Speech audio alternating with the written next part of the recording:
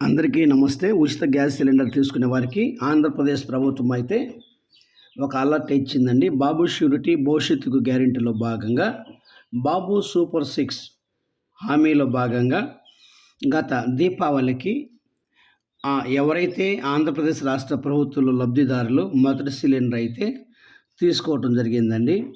ఆంధ్రప్రదేశ్ ప్రభుత్వం అమలు చేస్తున్న ఈ దీపం 2 పథకంలో ఉచిత గ్యాస్ సిలిండర్ ఇప్పటికే బుక్ చేసుకునే లబ్ధిదారులు ఈ నెలాఖరులాగా తీసుకుంటే సరిపోతుంది.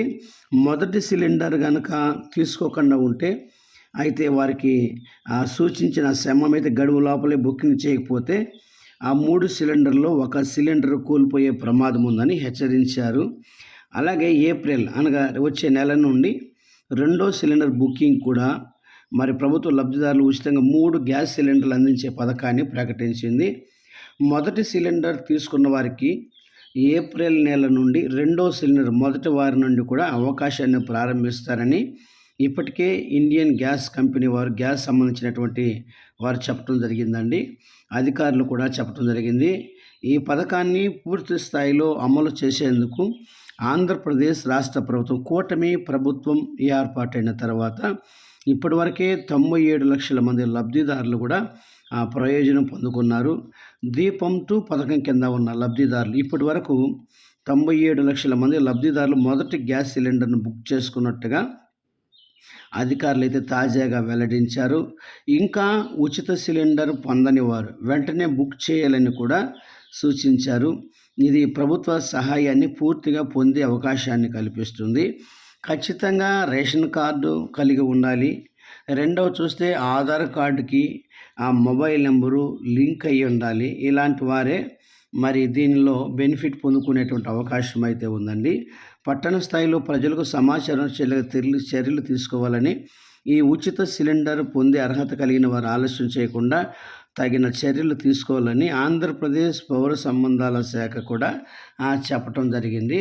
గతంలో చాలామంది కూడా డబ్బులు మరి గ్యాస్ సిలిండర్ డబ్బులు జమ కాలేదని కూడా రాష్ట్ర ప్రభుత్వం యొక్క దృష్టికి తీసుకెళ్ళటం జరిగిందండి. ఒకవేళ ఎవరికైతే డబ్బులు మొదట విడత మరి దీపావళి నుంచి ప్రారంభించినటువంటి యొక్క డబ్బులు కనుక ఒకవేళ మీకు పడలేదంటే మీకు సంబంధించినటువంటి గ్యాస్ డీలర్ని కనుక మీరు సంప్రదించినట్టయితే ఖచ్చితంగా వారు ఆ యొక్క ఆన్లైన్లో ఎంక్వైరీ చేసి ఏ అకౌంట్లో పడటం కూడా సూచిస్తూ ఉన్నారు. ఒకవేళ ఎవరికి పడట్లేదంటే ఎవరైనా ఈకేవైసీ కనుక చేసుకోకుండా ఉంటే బ్యాంక్ అకౌంట్కి చాలా అకౌంట్లు ఉంటాయి. అలాంటి వారికి ఏ అకౌంట్లో పడుతుందో కూడా వారు వెళ్తే వారు పూర్తిగా ఎంక్వైరీ చేసి చెప్పడం కూడా జరుగుతూ ఉంది.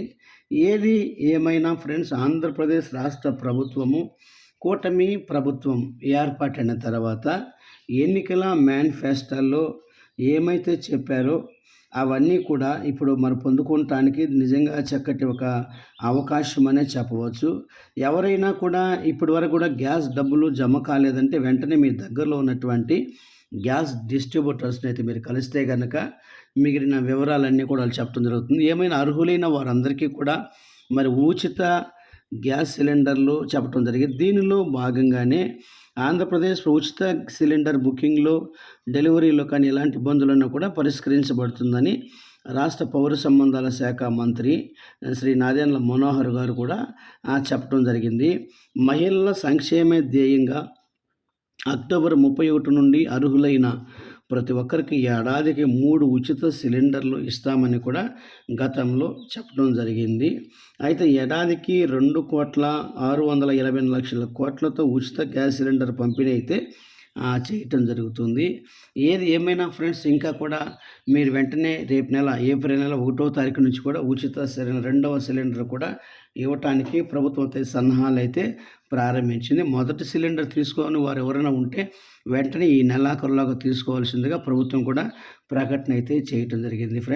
ఫ్రెండ్స్ మొట్టమొదటిసారిగా మా ఛానల్ కనుక మీరు చూసినట్టయితే లైక్ చేయండి ఫ్రెండ్స్, షేర్ చేయండి, సబ్స్క్రైబ్ చేయండి ఫ్రెండ్స్.